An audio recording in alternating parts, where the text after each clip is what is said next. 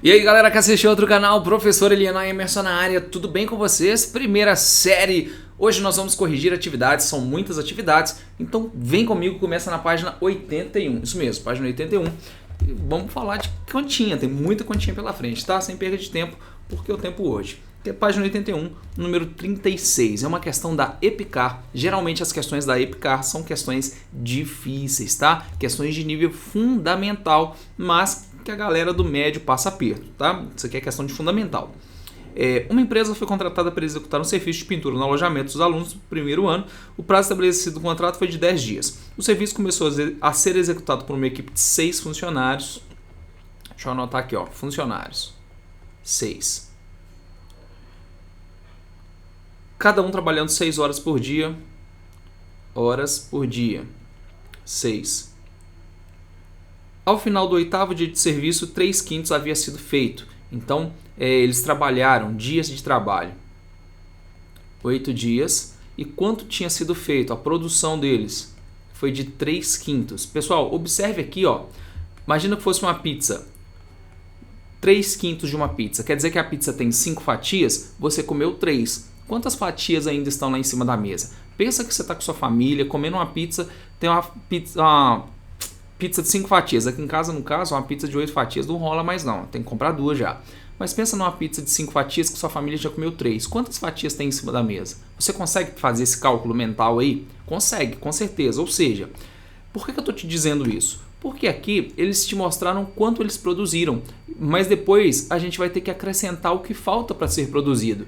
Então, 2/5 estão faltando aqui ainda, tá? Eles já produziram 3/5, mas faltam 2/5. Então, essa informação não está no texto. Então, é importante você saber isso aqui na hora de fazer o cálculo. Continuando. Para terminar o serviço dentro do prazo, a equipe recebeu mais 2 funcionários. De 6, então, foi para 8. E todos passaram a trabalhar 9 horas por dia. 9 horas por dia. Com isso, a produtividade duplicou. Isso aqui é produção e eu vou ter que acrescentar produtividade. Por que eu vou acrescentar produtividade? Porque os trabalhadores estão trabalhando mais rápido, eles ficaram motivados, sabe? A produtividade dobrou. Eu não sei qual é o valor, eu posso colocar qualquer coisa. Se eu colocar 10 aqui, eu tenho que colocar 20 aqui embaixo, porque ela dobrou.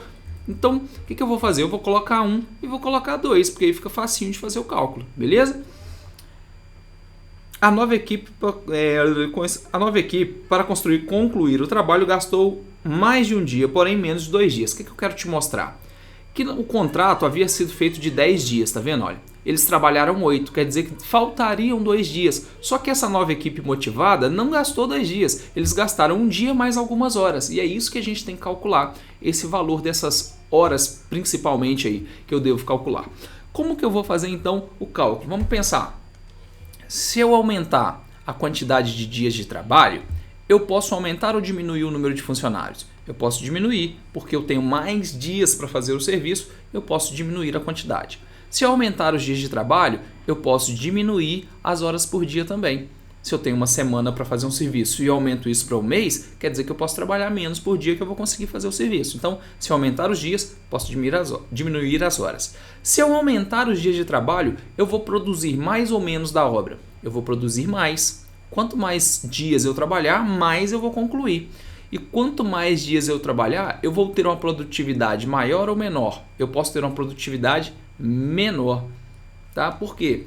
Porque se eu tenho muitos dias para trabalhar, minha produtividade não precisa ser tão alta, ela pode ser baixa. Então vamos copiar.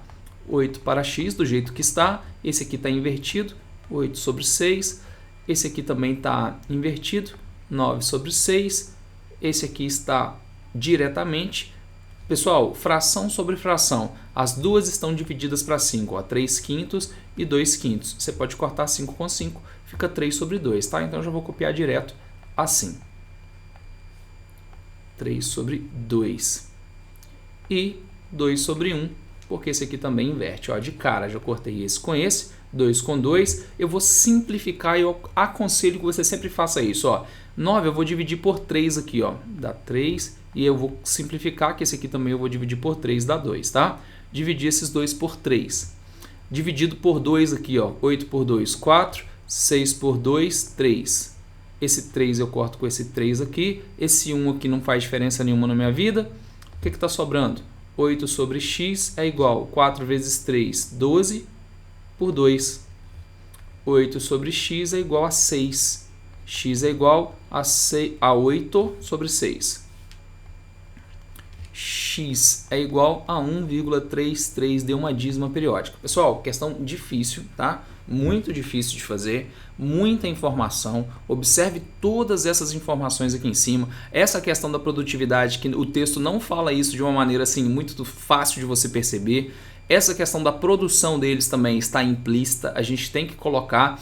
E toda dias de trabalho, os X não são 10, observe que tudo isso muda. Então é uma questão difícil, uma questão de análise aí bem complexa, tá? 1 dia, 0,033. Esse 0,33 aqui, ó, 0,33 aqui, corresponde às horas de trabalho do segundo dia, correto? O 1 inteiro é o primeiro dia e o 0,33 é os dias que faltam. Por que eu estou dizendo dias? Porque esse X aqui que nós acabamos de encontrar é dias de trabalho. Então essa resposta aqui corresponde a dias de trabalho. 1,33 dias. Um dia e 33 do outro dia. Como é que eu faço para saber quantas horas? Multiplica por 24. Vou fazer isso na calculadora, lógico. Vezes 24. É igual a 7,99. Aproximadamente 8 dias. Dá 7,9... 8 dias não, horas, tá? Horas de trabalho. Esse resultado aqui. Aí você volta aqui no texto. Então, H é um número compreendido entre 6 e 8. É o 7,99, é um pouquinho menor do que 8. Resposta certa, a letra D. Beleza? Terminamos. Se você está copiando, dá pausa no vídeo, volta um pouquinho para você entender a questão. E eu estou indo para a próxima. Todas as outras são mais fáceis do que essa, pode ficar tranquilo, tá? Questão número 38. 6 homens fabricaram 100 pares de sapatos por dia, trabalhando 8 horas. Então, 6 homens... Vou colocar aqui, ó, trabalhadores fabricaram 100 pares, a produção, 8 horas por dia. Horas por dia. Para fabricar 125 pares dos mesmos sapatos, trabalhando 5 horas por dia, quantos homens? Então vamos lá. Se eu aumentar a quantidade de trabalhadores, de homens trabalhando, a minha produção vai aumentar ou diminuir? A minha produção, sem dúvida, vai aumentar. Se eu aumentar a quantidade de trabalhadores, a produção aumenta. Se eu aumentar a quantidade de pessoas, a quantidade de horas por dia pode ser diminuída, beleza? Porque vai continuar com a mesma produção. Então, 6 sobre x é igual a 100 sobre 125, que multiplica 5 oitavos. Aqui inverte porque essa é o contrário dessa. Então eu inverti. Vamos simplificar de novo, tá? Tá vendo esse 100 sobre 125? Divide por 25. Ó. Então 6 está para x, assim como 4 está para 5. Olha aqui, 5 e 5, tá vendo? Corta. Então 6 está para x, assim como 4 está para 8. Essa fração aqui também dá para ser simplificada, tá? Até vou fazer isso aqui, ó. 4 e 8 divide por 4. 4 por 4 dá 1. 8 por 4 dá 2. Observe que de 1 para 2 é o dobro, de 6 para x é o dobro. X é igual a 12. Ou seja, eram 6 trabalhadores, deverão ser 12, o dobro. Então a resposta é a letra A. Será preciso dobrar a quantidade de homens. Beleza? Questão 38 feita. Vira a página, página 82. Questão número 4. A questão número 4 é uma questão que trabalha com fração, foi por isso que eu a escolhi, justamente para você perceber como é simples trabalhar com frações, tá? Simples trabalhar. Observe que determinada quantidade de pessoas, 3/7 ficaram curados. O que quer dizer? Lembra da pizza que eu falei lá em cima da mesa? Então você tinha lá, olha, imagina que fossem 7 pessoas. Dessas 7, 3 ficaram curadas. Quer dizer que ainda estão doentes 4/7. Beleza? A atividade te deu a fração correspondente à cura. Quantos foram curados? 3/7. E quantos estão doentes? 4/7. É o que falta aqui da fração. Beleza? Desses 4/7 que ainda estão doentes, quer dizer que eles sofreram um novo tratamento. E 1/6 desse total aqui foi curado. Então eu vou multiplicar isso aqui por 1/6. Eu quero saber quanto é 1/6 de 4/7. E multiplicar a fração é a coisa mais tranquila do mundo. Eu vou simplificar, ó, eu vou dividir por 2. Aqui dá 2 e aqui dá 3, beleza? 2 vezes 1, 2. 7 vezes 3, 21. Ou seja, Do restante das pessoas, 2,21 ficaram curados. Ou seja, eu tenho um primeiro grupo que está curado e agora eu tenho um segundo grupo que também está curado. Eu tenho 2 grupos. E como é que eu sei o total? Soma seus resultados. 3/7 mais 2 sobre 21. Pode fazer pelo método borboleta, pelo que você quiser. Como eu sei que 7 e 21 são múltiplos, eu vou multiplicar essa fração aqui por 3, porque aí eu vou ter frações equivalentes e vou conseguir fazer o cálculo de uma maneira mais fácil. 3 vezes 3, 9. 3 vezes 7, 21. Mais 2 sobre 21. Agora eu posso somar normalmente. 9 mais 2, 11 sobre 21. A gente tem aqui o total de pessoas curadas, um pouquinho mais do que a metade. Resposta certa, a letra D. Fluiu? Fácil de fazer, muito simples de fazer para quem tem habilidades com frações e tem o costume de trabalhar com isso, tá? Quem não tem o costume com fração, tem que ficar... Gente, olha que coisa linda. Lá no Enem, lá nas questões básicas de concurso, a gente vai trabalhar muito com fração. Por quê? Porque fração não é decimal e número decimal é demorado. Então as questões de Enem não trabalham com a grande maior parte com decimal. Se tem um decimal lá, você vai poder transformar esse decimal em fração e realizar a questão de uma maneira mais rápida, simplificar. Observe que todas as vezes que a gente trabalhou com fração até agora, eu estou te falando, olha, simplifica, corta isso com esse, corta isso com esse. Isso deixa o cálculo mais fácil, você trabalha com números pequenos e consegue fazer cálculos mentais. A questão fica mais rápida, você gasta menos de 3 minutos. Tempo de sobra no Enem é certeza de tirar uma nota boa. Você vai estar descansado, sua mente vai fluir muito mais. Então, isso que eu falo para você cortar... Olha, gente, aprende isso aqui porque é importante. Lá na frente vocês vão precisar. Porque eu sei que precisa, porque eu estou vendo pessoas fazendo isso todo ano, sabe? Todo ano eu acompanho gente fazendo isso e eu percebo que onde eles falham? No cansaço. Eu vejo bons alunos, alunos que sabem o conteúdo, sabem assim... coisas muito legais, sabe? De eu passar o cálculo e o cara fazer de cabeça. A garota faz aquilo assim de uma maneira tão tranquila que eu paro, cara, como ela conseguiu fazer isso tão rápido? Aí chega na hora da prova, vai mal, erra questões simples. Por quê? Cansaço mental. Então, simplifica, faz mais rápido, dá certo. Confia no professor que dá certo. Próxima. Vira a página aí, página 83, questão número 11. A questão número 11 está falando sobre densidade demográfica. O que é a densidade demográfica? É a quantidade de habitantes dividido pela área. Vocês estudam muito isso em geografia, com certeza a Danúbia deve estar falando isso para vocês esse ano.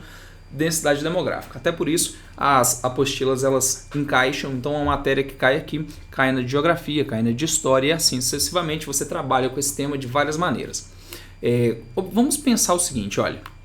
Se eu tiver um número qualquer de habitantes, 10 habitantes, e a área é de 2 km², então eu tenho 5 habitantes por quilômetro quadrado. Essa é a minha densidade demográfica. Eu tenho 10 pessoas que moram numa área de 2 km². Se eu aumentar a quantidade de pessoas, vamos colocar aqui 15 pessoas e a mesma área. Observe que a gente não tem como pegar a rua e aumentar ela e enlarguecer. Isso não acontece. A área vai permanecer a mesma área. A área só muda se a gente mudar a fronteira. Fala assim, olha, Espera Feliz vai pegar o pedaço de Dores lá que corresponde a Caiana, né? Dores de Minas. É Caiana. Então, Espera Feliz vai absorver esse pedaço aí. Vai deixar de ser de Caiana e vai passar de ser de Espera Feliz. Então, Espera Feliz está ampliando sua área. Ele está ampliando, mas mudamos a fronteira, beleza? Não tem como aumentar o território. Então, essa área praticamente não vai mudar, tá, gente? Então, ó, 15 sobre 2... faz a divisão, 7,5 habitantes por quilômetro quadrado. Então observe que a área não mudou, mas eu aumentei a população. Ou seja, quanto maior a população, maior será a densidade demográfica. Isso na mesma área, tá? Agora eu vou ler essas informações para entender o que está acontecendo. Observe que eu posso inventar qualquer fração que eu quiser para eu testar os cálculos. Eu não preciso preocupar com isso, eu invento qualquer coisa. Letra A. Se o número de habitantes de uma região dobra, a sua área permanece a mesma, então a densidade demográfica dessa região também dobra. Então vamos entender. Se o número de habitantes dobra, então vamos colocar aqui, ó, 5 habitantes em 1 km² e eu vou dobrar os habitantes. 10 habitantes em 1 km². 5 por 1 dá 5. 10 por 1 dá 5. Observe que eu inventei, gente, a divisão mais básica possível. Eu coloquei o número 1 justamente para eu não fazer conta. E mesmo assim eu errei. 10. O que aconteceu? Eu dobrei a quantidade de habitantes. A densidade demográfica foi o dobro também? Sim, foi o dobro. Então essa primeira é verdadeira. Pode marcar aí como verdadeira, beleza? Não é a resposta que a gente quer, porque a gente quer a falsa. Letra B. Se duas regiões possuem o mesmo número de habitantes, então eu vou colocar aqui o mesmo número de habitantes, 8, e aqui embaixo eu vou colocar 8.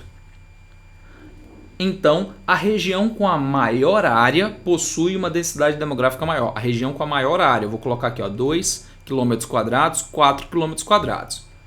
Aqui o resultado dá 4 habitantes por quilômetro². E aqui o resultado vai dar 2 habitantes por quilômetro². Então, o que ele disse? Ele disse que a região com a maior área, que é essa aqui, ó, que tem a maior área, que tem 4 km², possui a maior densidade. Está errado. Olha aqui, a densidade dessa região é menor do que 4, tá vendo? 4 é maior, ou seja, se a população é a mesma, o 8 aqui não mudou, a região com a menor área possui a maior densidade. E não disse isso no texto, disse a região com a maior área possui a maior densidade. Isso aqui é mentira, beleza? Então a letra B é a nossa resposta certa aí. Não vou nem continuar das outras, porque eu já achei um erro aqui, como me pediu a falsa. Eu já finalizei. Vira a página, agora 2 páginas. Vamos lá na frente, lá na atividade do Enem, na página 87. E vamos corrigir essa atividade aí. Pessoal, para fazer essa atividade do Enem, perceba o seguinte, nós vamos trabalhar com divisão diretamente proporcional. Existem 3 tipos de prata. Essa parte do texto está contando sobre o mundo real. Você deve se concentrar nos valores e entender como funcionam esses valores. Você sabe fazer suco? Aqui em casa, por exemplo, a minha filha tem 5 anos e ela faz suco diariamente. Eles gostam muito de suco de caju. Aquele suco que vem de garrafinha, sabe? De caju. A proporção do suco é a seguinte. Você coloca 1 copo de suco e coloca 6 copos de água.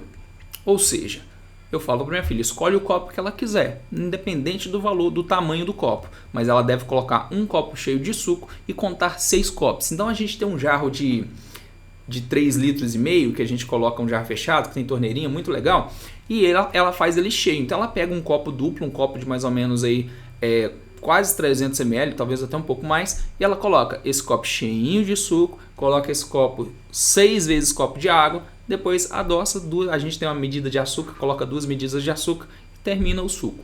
Observe que para fazer esse suco, é só escolher o copo. Escolher o copo, o que vai mudar no final? Vai mudar a quantidade? Vai, porque se ela pegar uma tampinha, sabe aquela tampinha de garrafa, e colocar ela de suco bem pequenininha, e depois contar mais 6 tampinhas de água, o suco vai ficar com a mesma proporção? Vai, lógico que vai. O que vai mudar é a quantidade no final. Vai ter ou 2 litros de suco, ou 1 litro, ou 100 ml, ou 1 ml que seja, se eu contar em gota, sei lá. Mas a gente vai ter resultados, quantidades diferentes, a proporção não muda. Isso vai acontecer com a prata que está dizendo aqui no texto. Se você tem 10 gramas de um determinado material, esses 10 gramas vão ser divididos, uma parte de prata e outra parte de cobre, seguindo a proporção, porque são 3 tipos de prata. Prata 975, deixa eu só confirmar, 975, 950 e 925. Esses 3 tipos de prata, somando, tem que dar 1000. Sempre vai dar 1000. Observe que aqui a gente tem uma proporção. 975 mais 25, mais 50 e... Por que eu esqueci do número que eu não sei? Mais 75. Aqui a gente tem 3 proporções diferentes. Então esses 10 gramas pode ser dividido 9,75, 0,25, 9,50 ou 9,25. Depende da prata que você escolher. A atividade diz o seguinte, olha, esse cara aqui, nesse Uribe, ele tem 10 gramas de prata 925. Ele tem essa daqui, ó. Quer dizer que desses 10 gramas aqui, 9 gramas e 27... Ele não tem essa não. Tô ficando louco. Ele tem no prata 925. E ele pretende obter essa de cima aqui. É isso aí. Então ele tem 9,25 de prata e tem 0,75 de cobre. Observe que quando você somar esses dois valores aqui, volta a ser 10 gramas de novo. Isso não vai mudar. A gente mudou aqui, ó, a quantidade, mas o resultado sempre vai estar na mesma proporção. Então a gente dividiu. Só que ele quer 40 gramas. Eu vou fazer de novo a divisão diretamente proporcional. 40 gramas eu vou dividir em duas partes de novo. Só que agora eu quero essa daqui, ó. Eu quero dividir esses 40 aqui em prata e cobre seguindo essa proporção. Como é que eu faço divisão diretamente proporcional? Vou dividir 40 por 1000, que é a soma dos dois. O resultado é 0,04. Esse resultado aqui, que é a minha constante de proporcionalidade, 0,04, eu vou multiplicar por esses dois valores. Aí eu sei exatamente quantos gramas de cada um ele vai ter. 4 vezes 50 aqui dá 2 gramas de cobre, tá? E 4 vezes 950 vai dar 38 gramas de prata. Então eu tenho a divisão aqui diretamente proporcional, seguindo essa razão aqui, ó, 950 mais 50. Eu dividi 40 por 1000, 40 em 1000 partes. Dessas 1000 partes, 950 partes são prata e 50 partes são cobre. É isso que eu fiz os cálculos, descobri e está aqui o meu peso. Voltando no início da questão, ele já tem 9,25 e 0,75. Quanto está faltando? 38 menos 9,25, vou fazer na calculadora. 38 menos 9,25 é igual a 28,75, ou seja, está faltando de prata 28,75 gramas.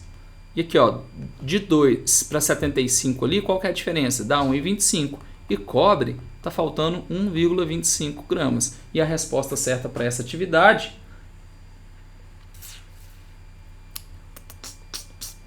é a letra B de bola. Terminamos. Faz o cálculo duas vezes. A primeira vez com o que ele tem. Ó, primeira vez o que ele tem. A segunda vez o que ele precisa. Fiz o cálculo duas vezes. Cara, a partir daqui é só continha de menos. É só pegar, olha, eu preciso de 38, mas eu já tenho 9,25. Aí você faz uma continha de menos. Esse menos esse menos esse. E acha os dois resultados. E a gente finalizou aqui as nossas questões e as nossas atividades. Tudo bem? Olha, essa aula ficou gigantesca com correção. Nós vamos falar sobre produtos notáveis na próxima aula. É um tema muito fácil. Eu gostaria que você desse uma lida como para casa, tá bom? Olha só, tem que enviar essas atividades. O link já está lá na... Postei no vídeo passado, estou postando hoje também. E eu não vou passar nenhum dever de casa, além de você me enviar isso que eu acabei de corrigir e dar uma lida na matéria para quando chegar na aula que vem, você está assim por dentro do que eu estou falando, tá? Página 93, 94, 95, beleza? Até a página 95, tá ótimo. Eu vou fazer um resumo dessa matéria na próxima aula, aí fica tudo certinho. Olha, grande dia para você, fiquem com Deus, até a próxima, tchau, tchau.